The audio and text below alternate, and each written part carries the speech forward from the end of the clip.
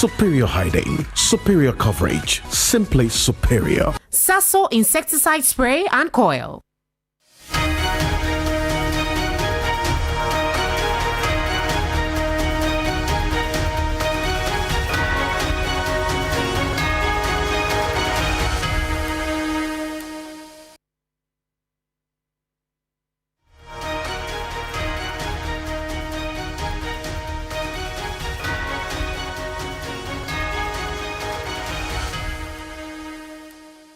And good evening, welcome. This is Ghana Tonight. We're live from Anisha Abata, Desawe Kanda, also live on TV3 Ghana on Facebook and on DSTV channel 279. We're all across the world on 3news.com, also on TV3 Ghana on YouTube and on X.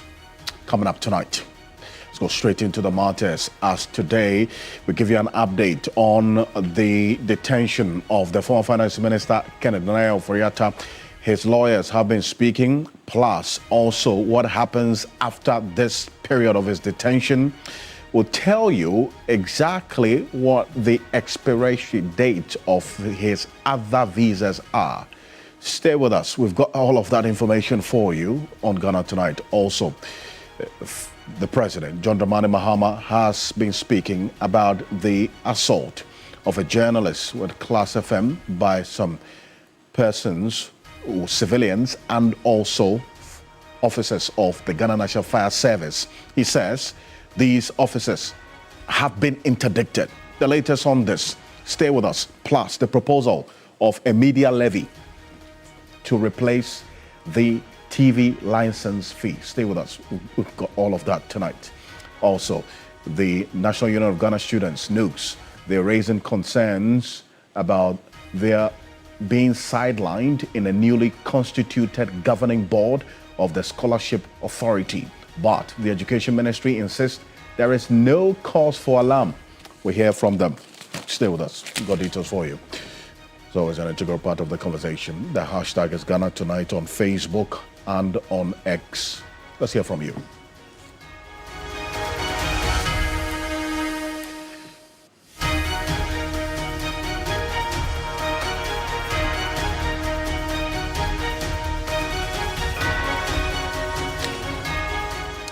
Let's settle for Ghana Briefs.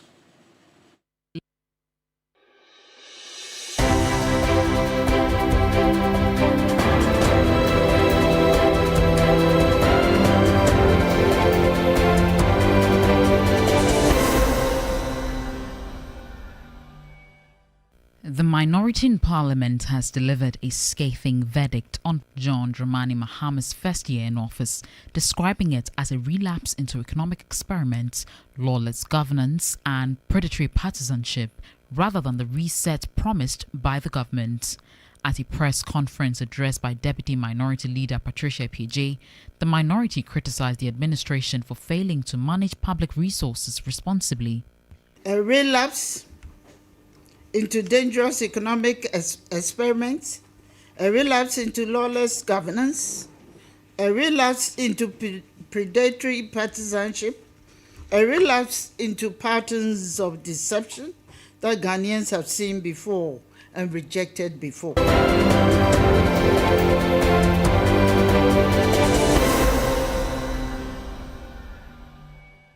The Ghana National Fire Service personnel involved in the assault of the class media journalist in Kaswa has been interdicted pending investigations.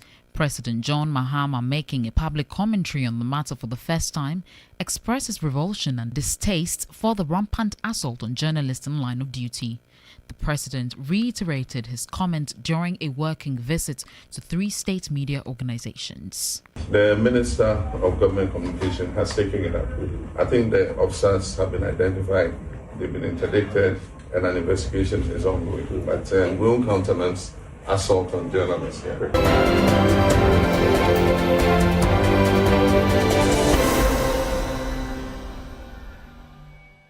Vice President Professor Nana Jane Opoku-Agyeman has reiterated government's commitment to the fight against corruption in the country. Speaking at the 93rd Jalsa Salana Ghana, the National Convention of the Ahmadiyya Muslim Mission, the VIP also highlighted that the Mahama administration is progressing with the Gomwa Pomaze initiative. This project will provide 100,000 birds under the Nkoko Kitten Kitten initiative. We are moving forward with the Pomaze Poultry Initiative, which is designed to include purpose-built facilities for about 100,000 birds, modern feeding systems, a feed mill, and environmentally responsible waste management. This initiative aligns directly with our national objectives under the Feed Ghana and Nkoko Kitten Kitten to strengthen domestic poultry production and significantly reduce reliance on imports by 2028.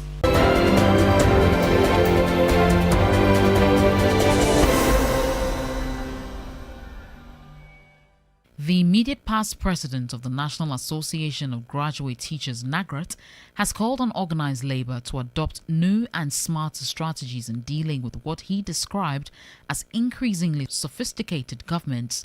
Speaking at the handing-over ceremony, Angel Kabonu urged labor union leaders to prioritize research and data-driven engagement while negotiating with government on conditions of service and salaries. We are facing changes at our terrain. Now the youth all over Africa want to be heard. What strategies are we developing to accommodate some of these changes? Because if we don't, we'll be swept away by the realities of the time.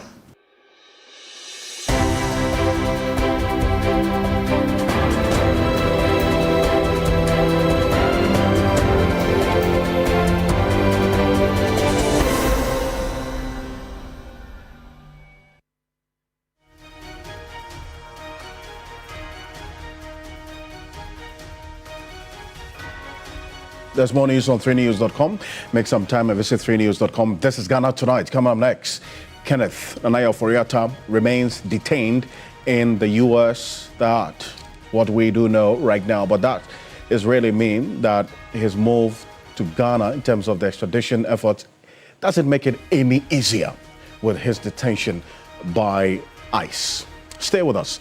We've got a conversation on this, but the latest from his lawyers.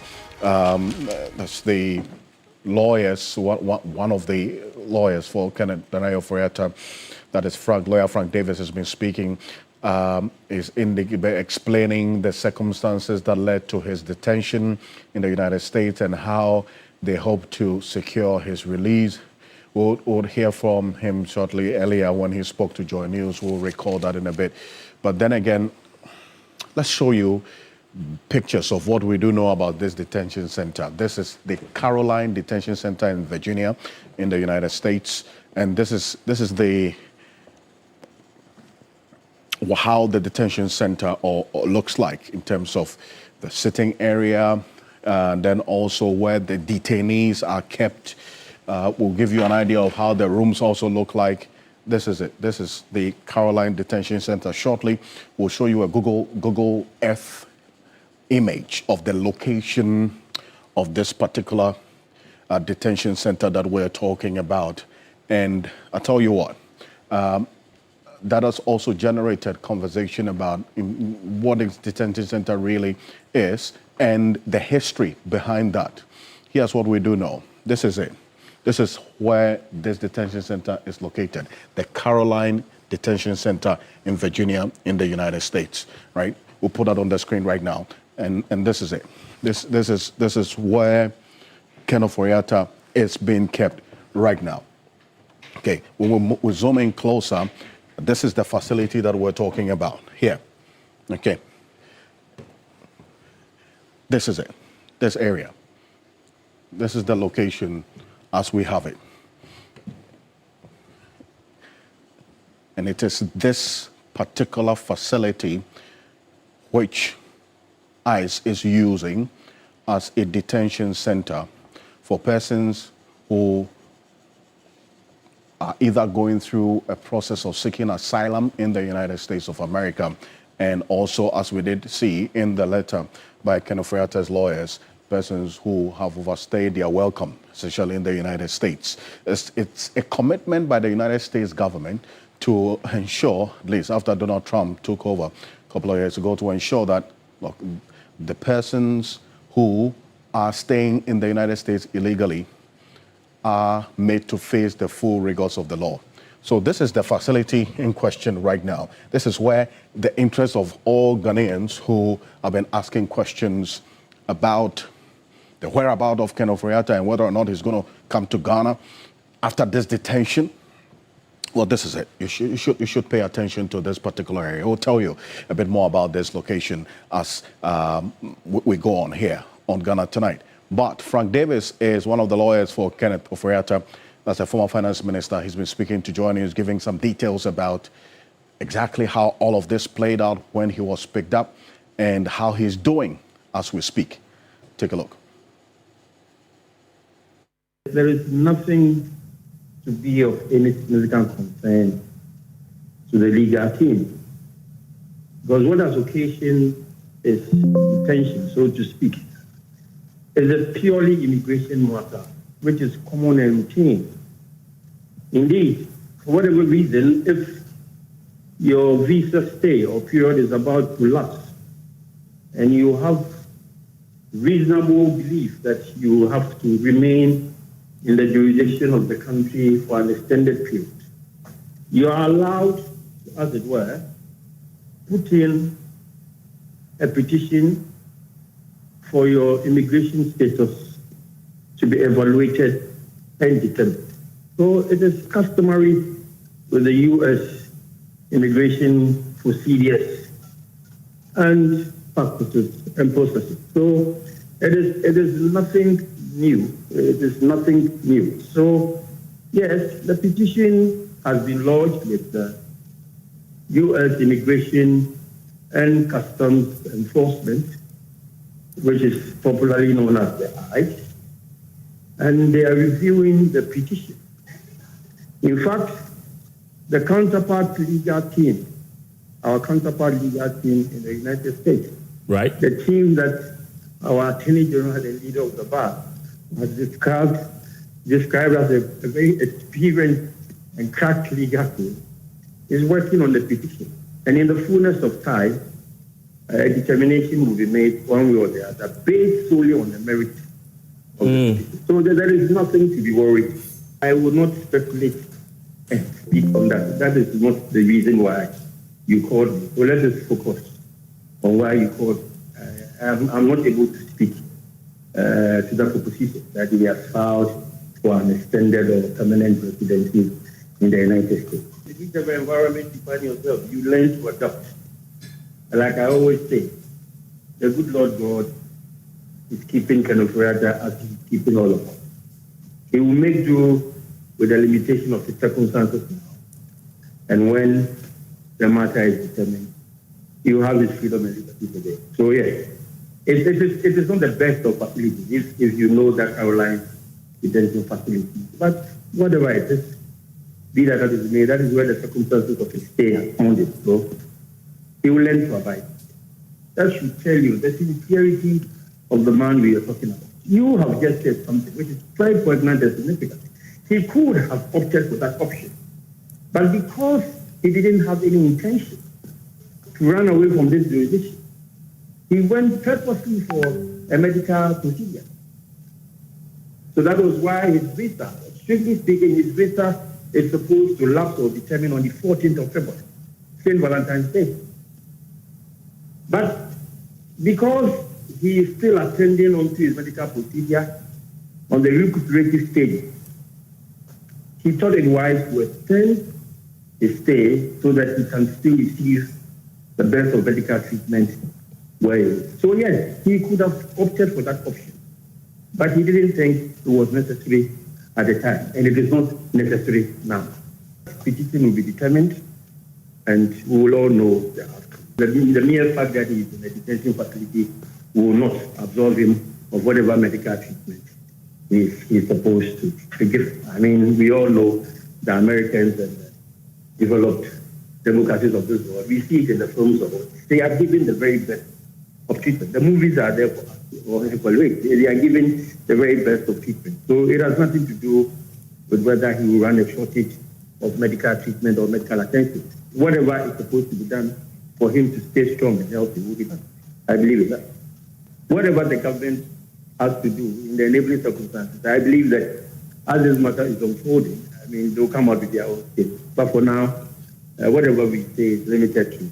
But the circumstances for one to be put in a detention center are separate, distinct, and essentially different from whatever faces a particular individual. Well, so that's Frank Davis. He's one of the lawyers for the former Finance Minister, Kenneth Nana Ofori-Atta, and they did indicate a number of things, touching on the petition that Kenneth Ofori-Atta has actually put in place, specifically about his status in the United States, which is the reason why he's actually being held in this detention center in the first place. You hear Frank Davis describe this detention center as not the very best of places with the very best of conditions. Okay, this is what we know of the outside or the outskirts of this particular detention center. We showed you pictures of how it looks like inside. Okay, but then again, it doesn't take away the fact that obviously this would not be a pleasant place to be as compared to here being at home. Okay, but this is it. This is how, at least we do know from the eyes and the lenses of Google Earth, this Caroline Detention Facility. This is where it is in Virginia. This is how it looks like. And also a specific issue about where it is located, a very, very secure facility, as a matter of fact. And here's what we do know about this facility in terms of its history. I'm going to tell you about it. This is it.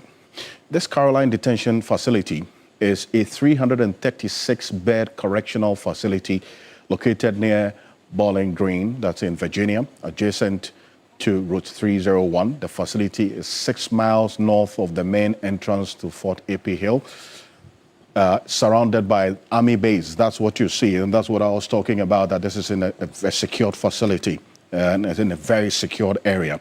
So where the former finance minister has been detained now, from what we do know about this particular facility, that is the Caroline Detention Facility, is surrounded by the Army base. It's not part of the installation of the Army, but actually surrounded by the Army base, and opened in September 1999, and also features a campus-style layout, and that's what we're going to put the pictures on the screen right now. I'll tell you why this has been described as a campus layout sort of detention facility designed to operate as a fourth-generation direct supervision facility, and then also low custody inmates from 6 jurisdictions and the Virginia Department of Corrections were housed at the facility until March 2017. Currently, through a contract with the Department of Homeland Security, Immigration and Customs Enforcement, that's ICE, this Caroline Detention Facility houses federal detainees who are undergoing the administrative process of either asylum in the United States or removal from the country. So take note of this. The detainees who are in this facility are undergoing the administrative process of either asylum in the United States or removal from the country. This is what this facility, Caroline Detention Facility, is indeed meant for and is doing essentially. Now, let's go on to Zoom right now and find out a number of things as to how this development impacts on the extradition request of Ghana, and then what more we do know about the other expiration date of other visas that Kenneth Ofori-Atta has. And joining us right now on Zoom is Manasseh Asare-Awene. He's an investigative journalist. He's been following through a story that he did, which is one of the reasons why Kenneth Ofori-Atta is being prosecuted right now by the Office of Special Prosecutor. He's joining us on Zoom right now. Manasseh, good evening. Thank you for joining us. Good evening, Alfred. first off, let's confirm this. Frank Davis talks about his U.S. visa. I'm talking about Kenneth Ofori-Atta's U.S. visa expiring on the 14th of February. That's next month, Valentine's Day. Is this consistent with the information that you have? Yes, I think I first gave this information on your show last year, and it is consistent that next month the U.S. visa will expire. Now, what more do we know about the other visas that Kenneth Ofori-Atta has and the options and which countries that he still has valid visas to travel to? Yes, he has valid visas to the United Kingdom and also to Canada. And then the UK visa will expire in 2032. The exact date is April 21st, 2032. That is when Kenneth Ofori-Atta's visa to the United Kingdom will expire. And then his Canadian visa will also expire in 2031, May. That's May 31st, 2031. His Canadian visa will expire. So these are the two foreign visas that are active on his passport now. I see. When I say stay with me, and Martin Peeble is private legal practitioner, and he's also joining us on Zoom. Counsel, you've been on the heels of the Office of Special Prosecutor for allowing, quote-unquote, Kenneth Ofori-Atta to leave the jurisdiction, and that's one of the reasons why you are asking that the Special Prosecutor be sacked. Well, this is the development, okay? The Kenneth Ofori-Atta has been detained, and you've heard his lawyers. We have applied for his extradition to Ghana. That's the Attorney General through the Foreign Affairs Ministry. Does this detention in any way make that process of extradition easier? And as we're seeing it right now, how does that also impact on the extradition process? Does it have any correlation, any nexus with what is happening now? Did the U.S. authorities take interest in the extradition and to look a bit further into Kenneth Ofori-Atta's status, reason why he is here right now? Okay.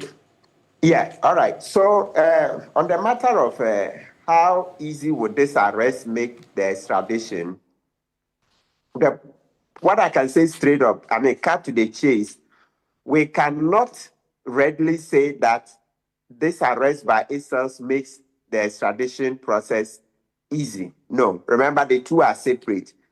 Currently, he's been arrested by ICE because of a visa violation, okay? That's his stay in America, right? And the extradition request is a separate request from the government of Ghana that he should come down to, he should be brought back to Ghana to face criminal charges, right, in the SML matter. So now that ICE is dealing with him, I made a point that where it could be a bit easy is the point of arrest. So now this is the point. Now that he's in the custody of ICE, he's fighting, including possibly going to court. So if ICE doesn't release him early and he has to go to court fighting ICE for his release, it is possible that the extradition request would travel to the point where he needs to be arrested. And if at the point that he needs to be arrested, he's in the custody of ICE, then it makes it easy. Because it's in the custody of ICE, I'm sure in American law, they would have processes in place to show that even where he's done with ICE, he cannot be released, but then he has to be transferred to the FBI, etc., for them to continue with the extradition proceedings. One of the key preliminary steps will be to arrest Ofori-Atta. So whilst he's battling ICE in court, if the extradition people finish early, that's get to the stage where they need to arrest him, and he's done with ICE and they're about to release, then the FBI and the justice can take him. You say, so it's not bad. It's not bad, at least for now. It's not bad. Let's just hope that our extradition request makes significant progress quickly. And the watchword here is quickly enough. So meaning also that if for the extradition proceedings, right? Before the actual court case starts, they will need to arrest him. So that's the one I'm saying, that if at the time they need to arrest him, he's still in the ICE custody, then it's easier. They will go do the arrest there.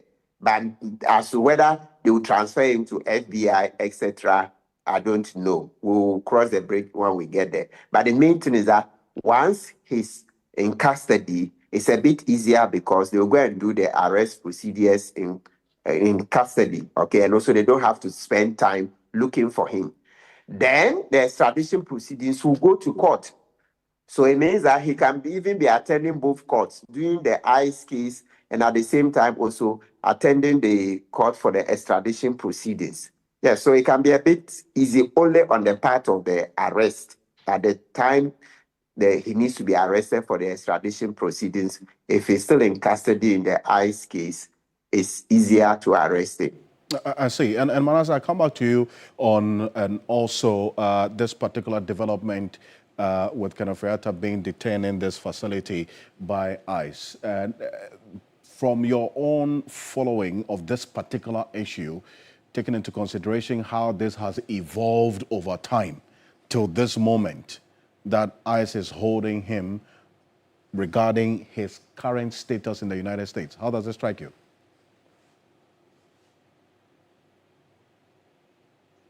Hello, Manasseh, can you hear us? Hello, please, can you repeat the question, I was saying that with this, how this matter has evolved over time, right from when he left the jurisdiction until now that ICE is holding him in this facility. I'm talking about the former finance minister. You've been neck deep into how this particular case regarding Kenneth Ofori-Atta has evolved over time. How does this development strike you with him being held in this detention because of his status in the United States? Well, sometimes we look at the legal aspect of it. We also look at the practical aspect. I said on Daybreak some weeks ago that from my experience, this case could go beyond what the timelines people were expecting, that it would take. If they thought maybe it could take 5 years, it could take more than that. It could also take less, because beyond the legal aspect, there are also diplomatic and other channels.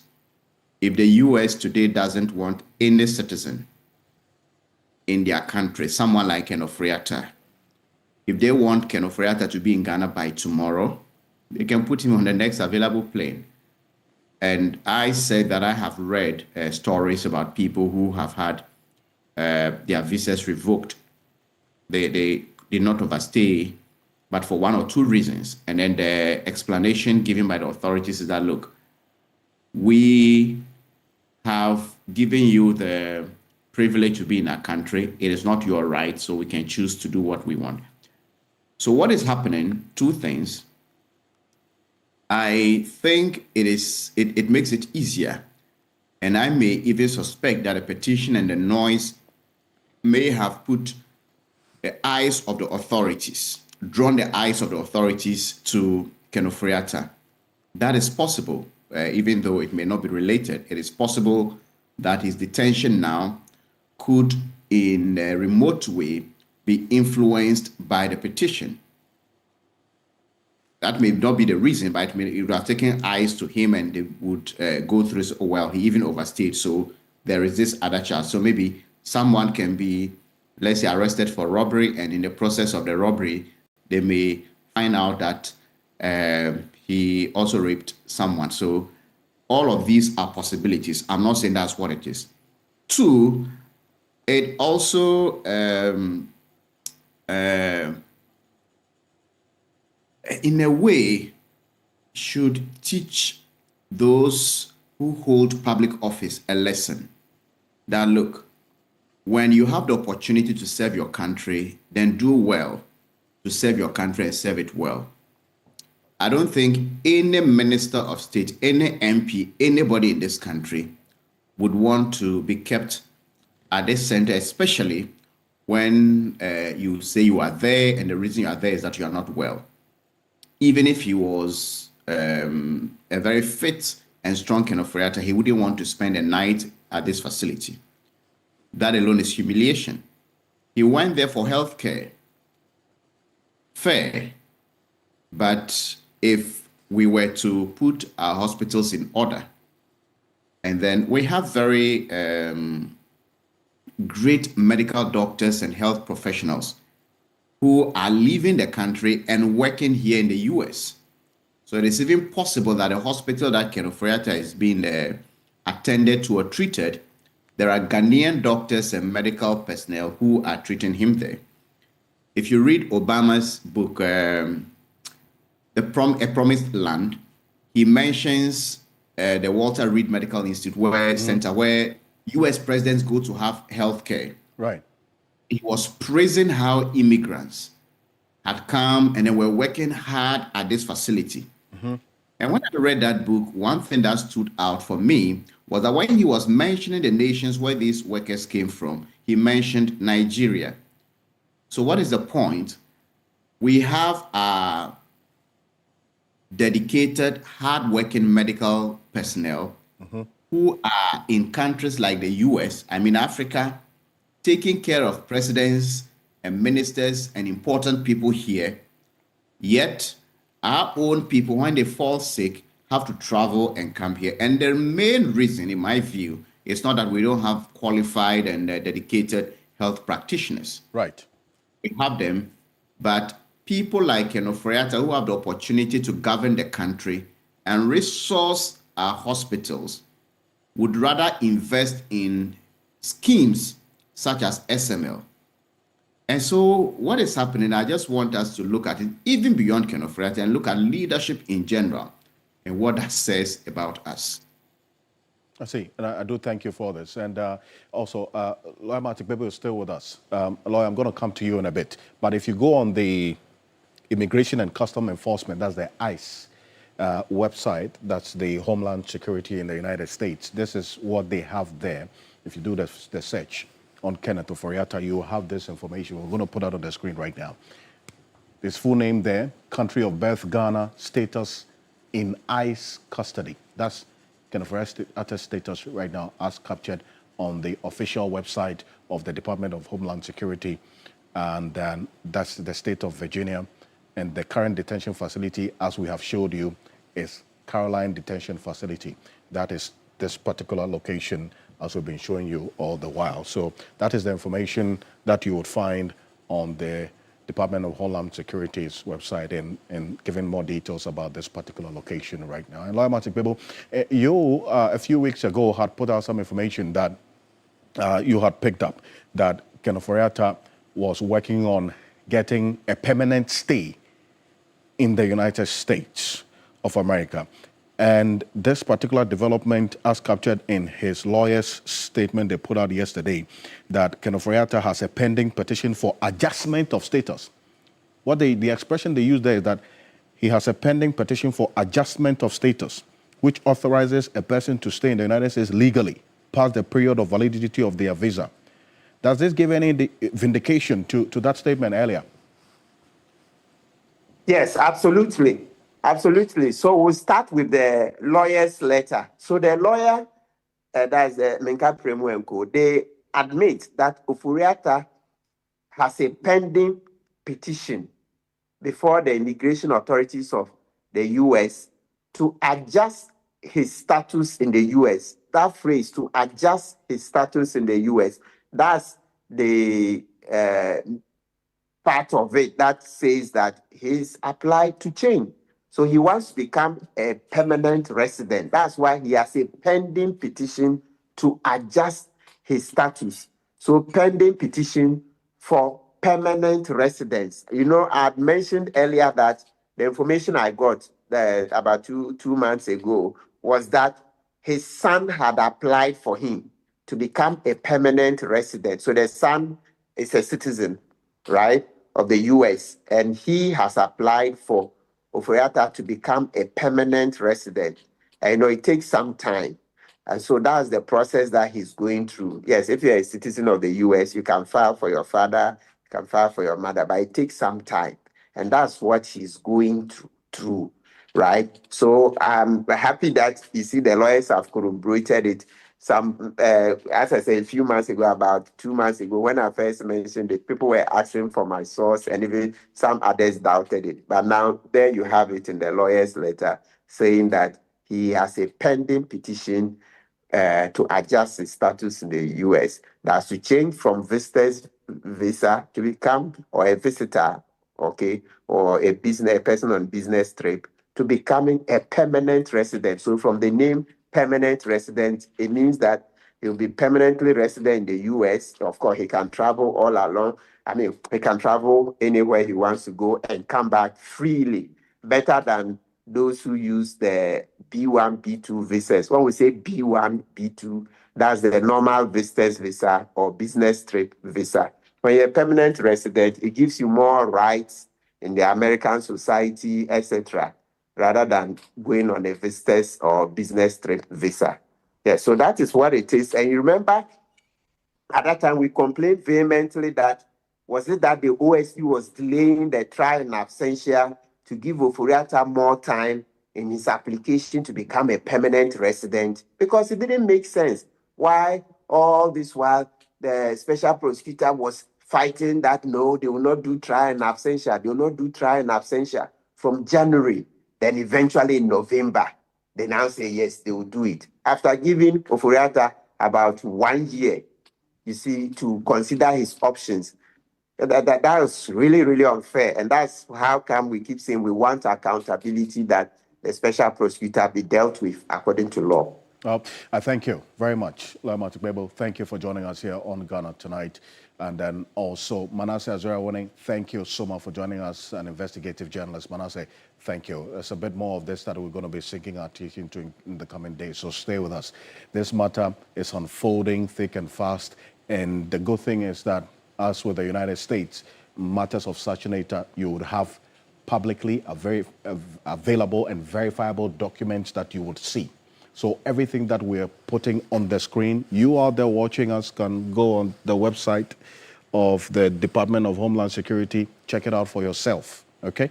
And then also the detention center, what we are showing to you is publicly available and verifiable data that you can find as well watching us. So please stay with us on this as we go every step of the way.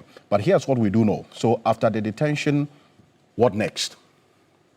What next after the detention?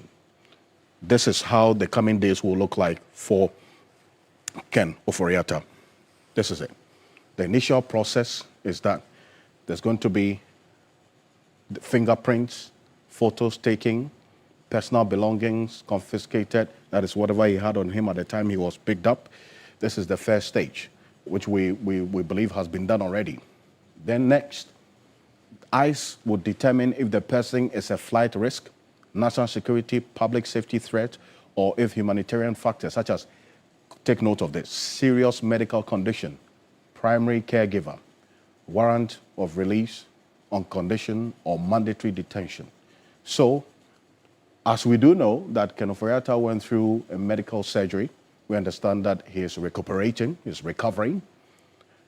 As to the state of his recovery, will determine how long he would be kept in this particular detention facility, because that's part of the factors that would influence the custody decision. You'll find this on the ICE website as well. The next point is the detainees are held in these ICE detention centers, local jails or military bases, and can be transferred between facilities. So that's also something that could play out. But then again, as we do know, the Ken Ofori-Atta status is not one that fits into the what has been described in these other persons who could be moved from one facility to the other. In terms of communication, they get limited phone calls, that's often collect, and may have access to tablets for communication with funds added by the family. The calls are also monitored. The government doesn't provide a lawyer. Detainees must find their own or access legal aid or law libraries. That's why we got clearly the information from the statement from Ken Ofori-Atta's lawyers yesterday, that their counterparts in the United States are working around the clock to get Kenneth Ofori-Atta out of this facility. So he already has the legal help as per the information contained in the statement from his lawyers yesterday. They have constitutional rights, including to remain silent. You have to stay calm during encounters, but conditions can be harsh with reports of medical neglect and isolation. And you heard Frank Davis corroborate this particular point, that from what he has also read and been told, the conditions in this Caroline detention facility in some cases could not be one that will be too welcoming. That's also what you find in here. And in terms of the immigration court and what's going to be happening, because then Kenneth Ofori-Atta has a petition, okay? It's going to go through the process. A judge hears the case. First hearings are often weeks after this particular process of the initial detention, usually via video. And then detainees can seek bond, that is money deposit, for release, or be released on recognizance. That's their own promise to appear. So the recognizance is dependent, and it is not essentially a right. It is the prerogative of the judge who's sitting, and then also whether or not this particular individual is a flight risk and others, they'll take all of that into consideration. So we'll see how things will play out in the coming days. And on the matter of deportation, a number of you are asking, now that he's been detained and we have a deportation request for him, that's what you heard lawyer Martin Kpebu say, that it's not a straightforward matter. Okay? It has to go through a process as well. If the judge orders removal, that is, if ICE carries it out, though appeals of voluntary departure, that is living at the own cost of the person, might also be an option. So the deportation of Kenneth Ofori-Atta is predicate or dependent on the judge giving this said order, taking into consideration all matters at play. So we're going to see how things play out in the coming days on this particular issue. So stay with us. A lot more of this on TV3 Ghana, on 3FM 92.7 across all media journal platforms. And this is it. You'll find all of this information as we've detailed on TV3 Ghana on Facebook and also on 3news.com, so that you can also follow every step of the way. Coming up next year on Ghana Tonight, the National Union of Ghana Students, NUGS, they are raising concerns over exclusion from the Scholarship Authority Board. The Education Ministry has been responding to this. Exactly why do they have a concern in there? It's one that we'll get into shortly. But good thing is we have the president of the National Union of Ghana Students also joining us to have his take on this. Rashid Ibrahim is connecting with us on Zoom right now. Rashid, good evening. Thank you very much for joining us. Good evening, Alfred. Great.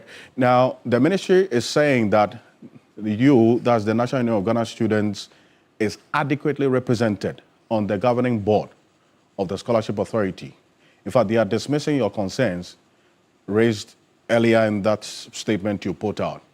Now, just for the benefit of the uninitiated, we're going to put on the screen the specific concerns of NUGS, that's the National Union of Ghana Students, as to why they have not been represented, or the student body has not been represented on the newly constituted board of the Scholarship Authority. They say they express deep concern and principled objection to the inauguration of the Scholarship Authority Board in its current composition, owing to the complete absence of the student representation. Students are not incidental stakeholders within the scholarship framework. They are its core purpose. Scholarships exist to promote equity and expand access to education and secure the academic futures of students, particularly those from vulnerable and disadvantaged backgrounds. A governing board established to oversee such a mandate, yet constituted without the voice of students, raises serious questions of legitimacy, fairness, and democratic accountability. So these are the concerns, okay? And then the Ministry of Education issued a statement also responding to these concerns. And we're going to put that on the screen right now. And Rashid, this is in response to these concerns that you put out there. They say that you are adequately represented and that the civil society organizations' representation on this particular newly constituted Scholarship Authority Board represents your interests as student bodies. Does that address your concerns? Okay, thank you for having me here, and I wish to greetings to your listeners and viewers as well. Greetings to your listeners and viewers. I can hear you. I can hear you and see you. So keep talking and don't watch the television. Okay, right? Okay, that's fine.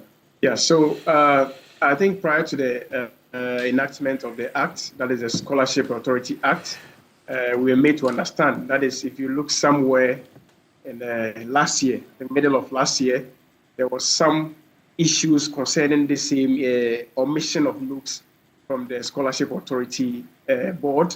In fact, my predecessor wrote letters in response to that. So they suspended the passage of the bill.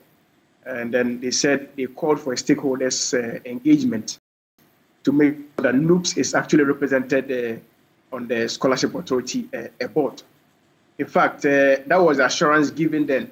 And the bill was laid before Parliament again for its passage, and then it was successfully passed. In fact, it has been passed, and now it is an act of Parliament. Yesterday, the board was inaugurated, and then it will interest you to know that there was no student rep on the board, but the statement that the ministry has released is not in response with what we wrote. That is not part of our demands, because if you say that civil society organization, NUCs should be subsumed under civil society organization, that cannot be the law. Because if you look at GETFund is also established by an act of Parliament. If you look at the composition of NUCs there, it states clearly, expressly, unambiguous, that the National Union of Ghana Students should nominate a student to be on the board of GETFund. Why can't we do same when it comes to the Scholarship Authority? Because we see that scholarship is something that borders on students. Mm-hmm. And if you are coming to administer something that borders on students, scholarship is not meant for market women. It is not meant. But Rashid, they say, and I'm going to read what is on the screen. They say, through an inclusive process, it was concluded that civil society organizations will be the umbrella body on the governing board. Accordingly, the National Union of Ghana Students, NUGS, is rightfully represented on the board in accordance with the provisions of the law. So the CSO rep is your rep. They are encouraging you, the leadership of NUGS, to engage with your immediate past leadership to fully acquaint yourselves with the details of this representation and related processes. So, and they talk about commitment to transparency, inclusiveness, and collaborative governance in the management development in Ghana sector. But then again, have you contacted your predecessor? Because what the ministry is saying is that whatever they have done now, your predecessor committed to it. Yes, thank you. I have done that. I have consulted my predecessor, and he has denied this categorically, that at nowhere was there an agreement that NUGS should be subsumed under CSO. It's never the case. It can never happen that way. It is very, very surprising, because how can GETFund on its own, NUGS was not subsumed under CSO? Why is it that Scholarship Authority, something that should be administered, should serve the interests of Ghanaian students, it's only for students? That student cannot have a student rep, but a civil society organization. We may have civil society organizations, many of them, but what we must ask ourselves is, are these civil society organizations indeed going to fight for the interests of Ghanaian students? Alfred, if you want to speak on journalism, I don't think that you call the Ghana Bar Association. Well, now that the law has been passed, what's your expectation of the ministry? Oh, okay. What we're expecting is that we will be petitioning the minister together with the office of the president if they refuse to act on it. Because if you look at our demands, we need actually a sit-down approach. We need to engage more on it to have a solution to this menace. And we would be petitioning the office of the president, Speaker of Parliament, and also the Parliamentary Select Committee on Education. But in the alternative, what we are proposing is that the president actually have the right to revoke appointment. If you look at section 7 of the Scholarship Authority Act, that is what it states. The president has the power to revoke some appointment. And if you look at the powers of the president has the power to appoint 2 members on the board or 3 members on the board. What we are demanding is that the president can use this power to revoke one appointment and include one student rep there, whilst we actually work on amending the existing act under a certificate of agency. This can be done. I don't think that this is beyond the president, because as I stated earlier, scholarship is something that borders on the interest of students. Imagine if something is of a concern for students. How can a student pick a call and then call the Minister of State? How can a student pick a phone and call the President of the Republic? No, it is maybe the student that will be on the board that you call, that these are the challenges actually confronting the administration of the scholarship. If you go there, if you go to the board, these are what the legal procedures that you have to take to resolve our challenges for us. So we need a student rep to actually take over, to actually convey the concern of the students directly to the board to administer the scholarship. That is what we are calling for. So, thank you very much. And we'll see how the coming days will look like on this. Ibrahim Rashid is the president of the National Union of Ghana Students, that's NUGS, and then their concerns about the constitution or the reconstituted Scholarship Authority Board. This is Ghana Tonight. We're back shortly after this quick break. We'll tell you what the president, John Dramani Mahama, has been talking about with regards to some officers of the fire service who were caught on camera manhandling a journalist. Stay with us.